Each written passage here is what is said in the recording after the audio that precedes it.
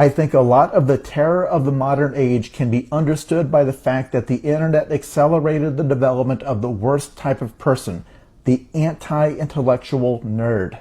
Yes, I have been obsessed with this phenomena for most of my life. And this is the main reason why I don't find it productive to talk about politics on here, because this is the type of person you run into. Logically, you would think with any subject there would be a spectrum of people who don't have much interest in it and therefore don't know much about it, to people who are obsessed with it and know everything there is. But on social media, and particularly when it comes to politics, you will find a category of person who is obsessed with a subject. They talk about it every single day, but they don't know anything about it. And I am not talking about people who have succumbed to misinformation or anything like that. I'm saying they've never expressed even basic curiosity about it. For example, years ago a clip went around where Stephen Colbert interviewed a politician who wanted to put up the Ten Commandments in public buildings. So Stephen Colbert just asked the guy, well, what are the Ten Commandments? And he couldn't list them. Steal. I can't name them all.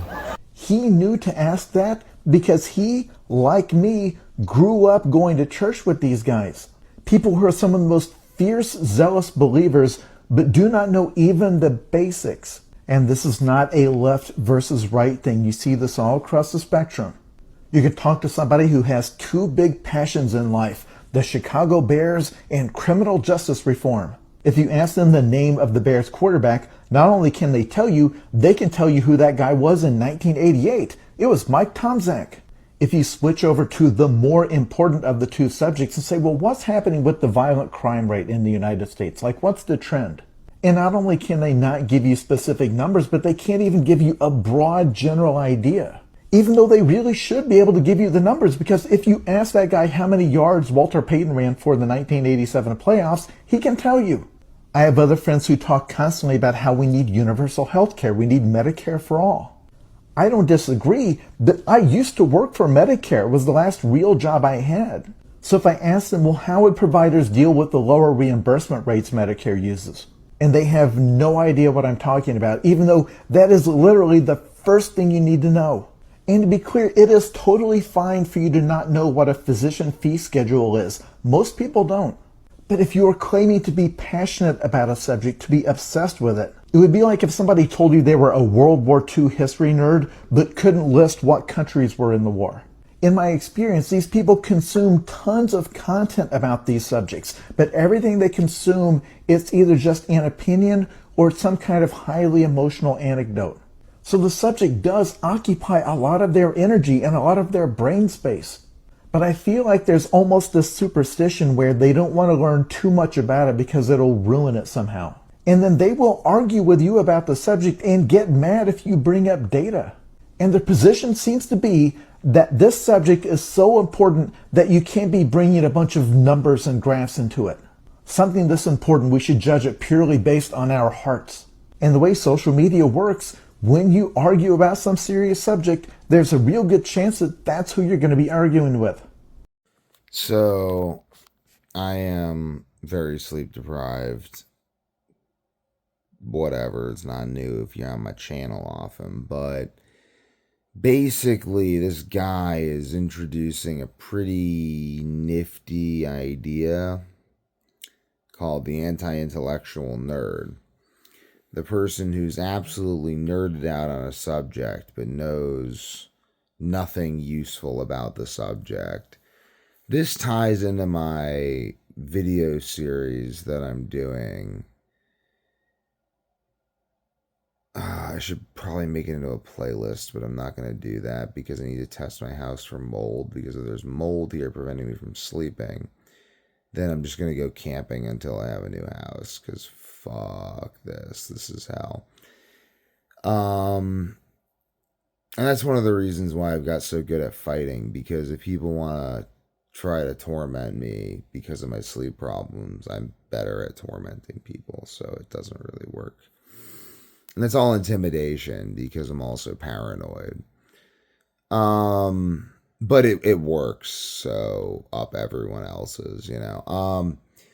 But this anti-intellectual nerd phenomenon I believe that this phenomenon ties all the way back to ancient Egypt, and I believe that the Old Testament Jews essentially stole that idea from the ancient Egyptians, and then they turned that into the practice of the Pharisees and the Sadducees that we see in the time of Jesus. And these were the people that would use debate as a method of social shaming in order to discourage the search for truth. And that's really the way that I see these anti-intellectual nerds, is that the idea of pursuing truth offends them.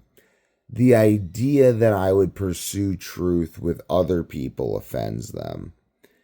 The idea that I would do anything to find truth offends them. The idea that I would not just basically become an OnlyFans prostitute and call that the search for truth offends them. And this is where you see like the call her daddy people.